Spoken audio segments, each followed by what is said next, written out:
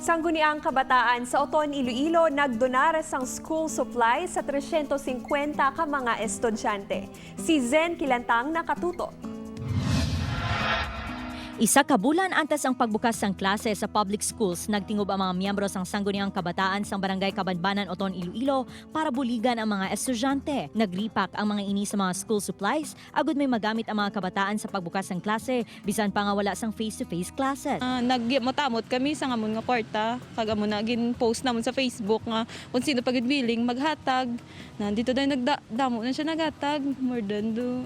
Mayara nga cash ang nagapadala lang sa barangay hall sa mga materials.